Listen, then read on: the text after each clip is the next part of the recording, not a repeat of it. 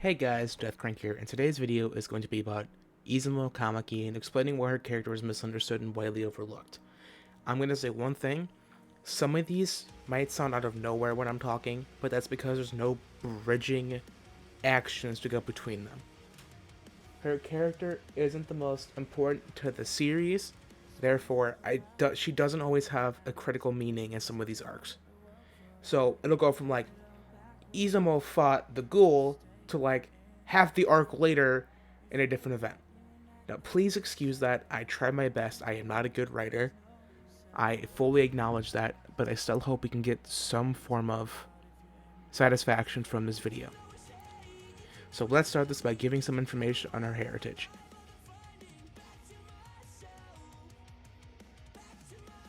Izumo was born in Inari, a sacred land that has been under protection of the Fox Clan, or the Byakuya. I can't pronounce it, so I'm going to call them the Fox Clan. Izumo clan has interbreeded with the Foxes, which gives her special demon blood. This power is used to kill the Nine-Tailed Fox. The Nine-Tailed Fox was sealed within the Killing Stone. When the Killing Stone was broken, the spirit was released, which is what formed the branches of the Kamiki clan. This will be important later in the analysis.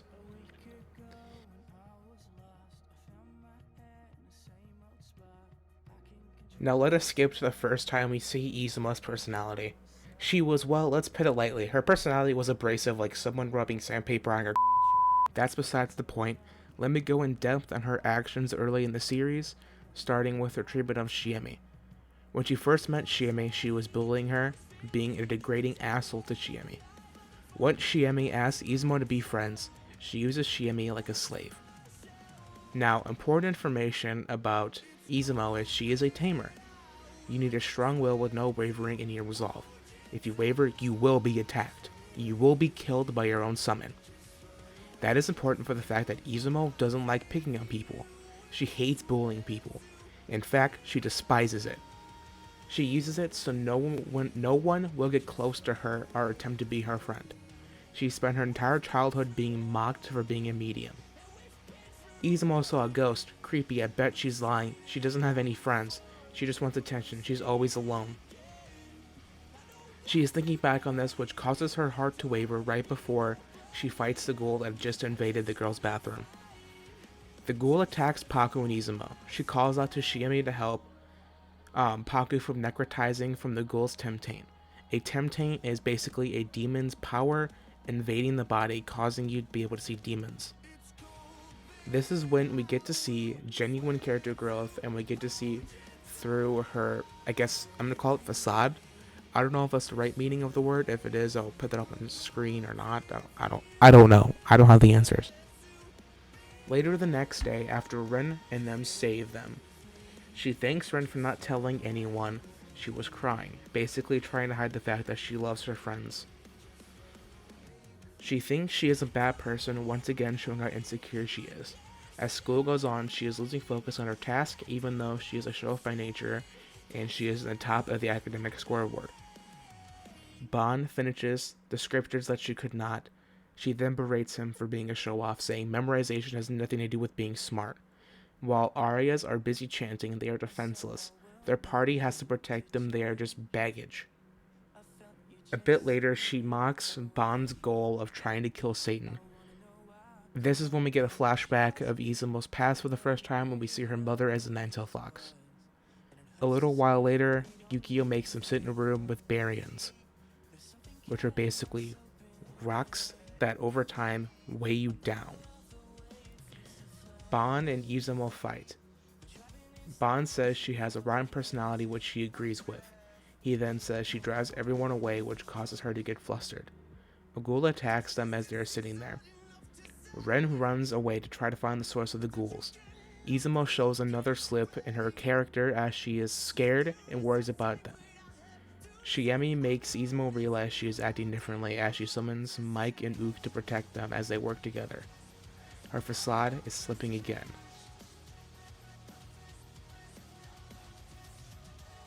Now we go over the forest arc and her brief development during it. Izumo is sitting in the camp, about to train with the group when Shiami walks over. They start talking, Izumo reflecting on her previous actions to Shiami. I said I hate her, so why did she keep talking to me? They're all weirdos. A bit later on, we learn she's afraid of bugs. It's not really relevant, but it's a cute and funny fact. Anyway, Izumo shows concern for Ren and Ban as they go and fight the king of Earth and Maimon after he kidnaps Shiami. "Stop, you'll be killed," she yells out, showing she wants them to live since they are growing on her and she's starting to love them. Now, there are going to be moments I skip because every small moment of dialogue would make this take forever. I don't want it to be 40 fucking minutes. I'm not DBZ Imran. No shade, I love his videos. Here's the first arc I am dreading writing about. This is the first major arc in the story, the Impure King or Kyoto Saga. Let's start this with Ren being alone after everyone finds out he is Satan's son. No one wants to talk to him and he's all alone. Ban is extremely angry at Ren as he enters the train that's taking them to Kyoto. Izumo walks in saying how sad and frustrated Ren is. She decides to sit next to him despite what consequences the group may fling at her later. Izumo basically admits to liking Ren. She sees him more as a friend than a threat. This is why she isn't freaking out about him being Satan and all. In my opinion, it's because he helped her save Paku during the bathroom scene, which is confirmed when she says, "I knew you weren't half bad because you helped me." Which Ren makes her blush, basically causing her Tsundere cut inside to come out, defeating Satan and making friends, but chickening out when it counts, referring back to when Ban disowned Ren as a friend, just because of his heritage. Shira came in and forced the Barians on the crew as they were in the train. Ren saves Shiami from being crushed, burning the Barian that catches the seats on fire. Shiami realizes the fire isn't hot or hurting her. She tries to call out as Ban wants to ride on Ren, yelling above Shiami. Izumo hears Shiami, so she calls down her sacred sake or holy water to cleanse the fire, showing she is not afraid of Ren's fire. She is now starting to get playful with the group, like calling Ban Ban Ban. A bit later, we see Izumo taking care of sick patients in the Shima and showing a slip in her character once again, showing that she cares about people and individuals. A few chapters later, Izumo is dressed up working with the Shima and Suguro clan. She sees Shiami happy and back to her old self. "I'm glad to see you back to normal," showing she genuinely cares about Shiami, which is backed up by her being concerned about Ren later on after he was arrested, and her willingness to put on the camo poncho that hides the presence to save him. I'm just going to sum up the rest of this arc. Izumo is slowly opening up to the group. She is starting to open her shell, not pushing away people like before, or nearly as bad as before. She is also allowing herself to break that old mindset little by little. Not much, but a little bit of it's being broken away. Like helping Shiami during the Impure King fight. She says, "What is wrong with me? Ever since I met them, I have been weird." This shows that she is growing as a character.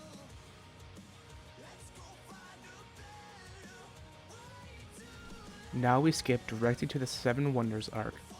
Izumo is talking to Paku after the events of the Kissy Kissy Ghost. She says, "I can't believe she helped me. There isn't any reason I still want to get close to anyone but you." This shows she still can't trust anyone after what happened to her as a child. A little bit later on in the arc, during the events of one of the ghosts, it was in a bathroom, I forgot the name of the ghost was, Izumo is paired with Shiami. Izumo says, "This is my time to pay her back for saving me in Kyoto." A few moments later, Shiami is taken by the ghost, being choked to death. Izumo uses Expel Spirit, saving Shiami, thanking her for saving her during the Impure King arc. This is the point when she shifted from cold ass to cold but caring. Before we move on from the Seven Wonders, I want to talk about Chapter 41.5, a bonus chapter entitled Kenzo's Band Doesn't Care. The premise is Renzo wants Izumo to smile more and be happier. Kenzo, his elder brother, gives him 2 tickets to a concert for his band, telling him to invite Izumo. She sneaks up on Renzo and agrees to go, insisting that this isn't a date, but obviously Renzo thinks it is. She A little bit later on, she was shown to be smiling and having a great time. A bit later, during a song, she thanked him for the good times, saying she was glad she came. What I take away is that Izumo is slowly leaving her tsundere side in the past, and she's becoming more open with the group. We are now covering my favorite story arc in the entirety of fiction, the Illuminati Arc.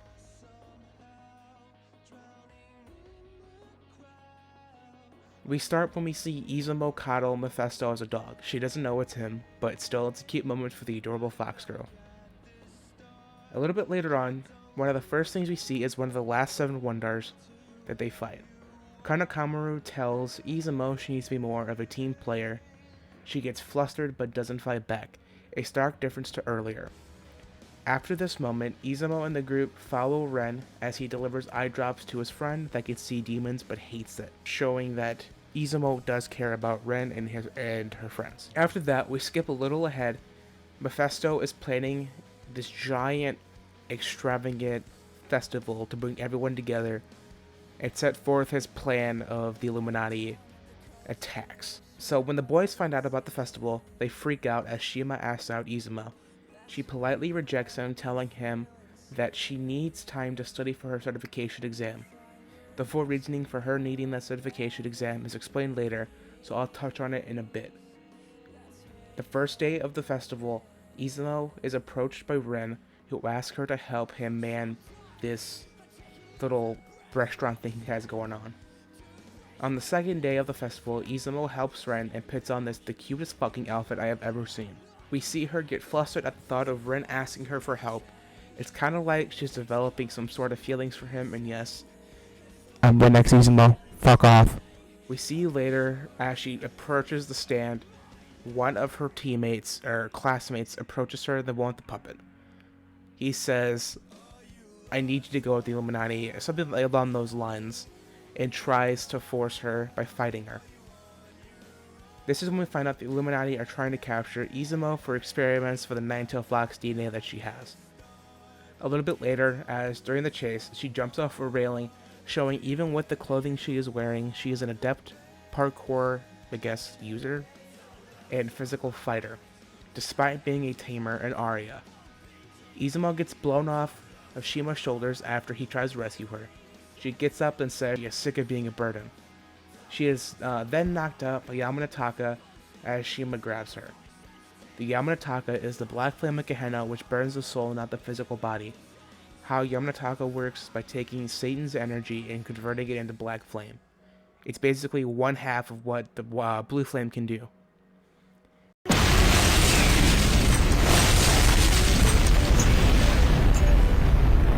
Shima, under orders of the Blue Knights, is a spy working with the Illuminati. He was tasked by Lucifer, the King of Light, to kidnap Izumo. This is all going as planned for Mephisto. Mephisto being the king of time, he can see all futures and knows all possibilities, including this timeline's possibilities. Except for Ren, he cannot read Ren's for some reason. I guess because he's Satan, I don't fucking know.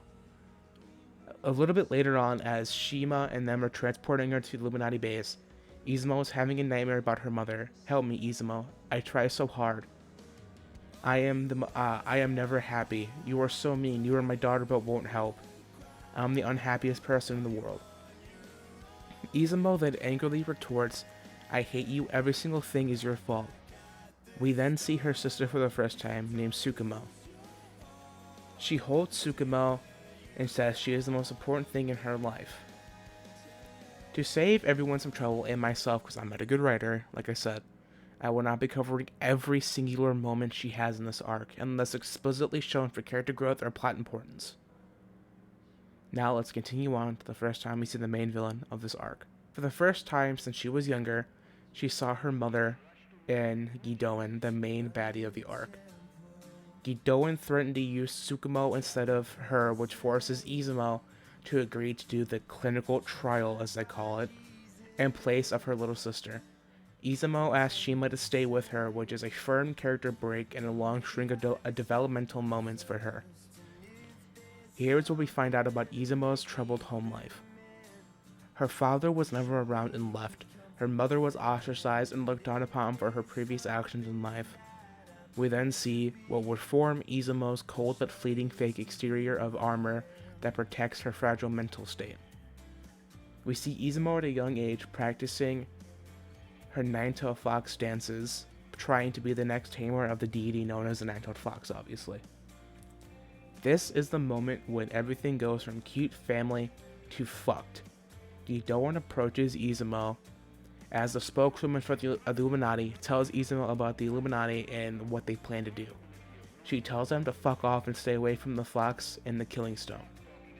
After this, Tamamo, Izumo's mother, is rejected by the man she's seeing because she has 2 kids, which causes her to resent Izumo and her little sister. She tells Izumo she is a burden, and then a few hours pass. Tamamo has disappeared. They find her with the man that she was dating dead.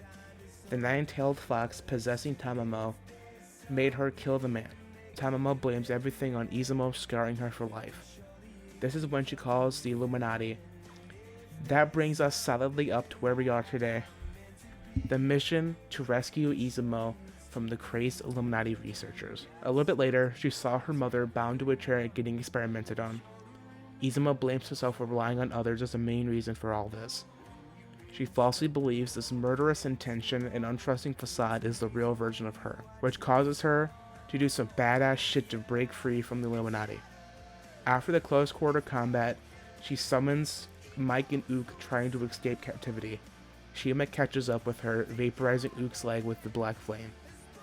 She starts fighting Shima. She is barely able to even do anything to him as she is taken to the ground by the expertly trained Shima.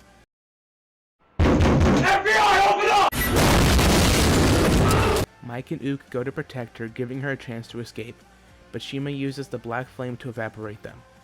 She cries out, "They were like siblings to me," as she gets captured again. A bit later, after she's captured again, Red and his team are fighting the Chimera zombies. The Chimera zombies are defeated as Gidoan forces incompatible Izumo to take the Nine-Tails into her body for experiments.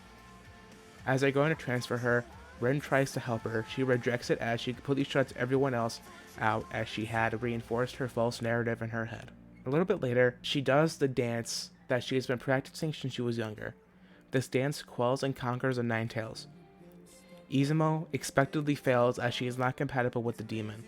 She finally admits she loves and cherishes everyone at the cram school. She loves her friends and life. She wants to live to see them happy, make memories of her own. After a few moments of recollection, she cries out, "Help me." Bren busts through the ground, punching the fuck out of Gidoan.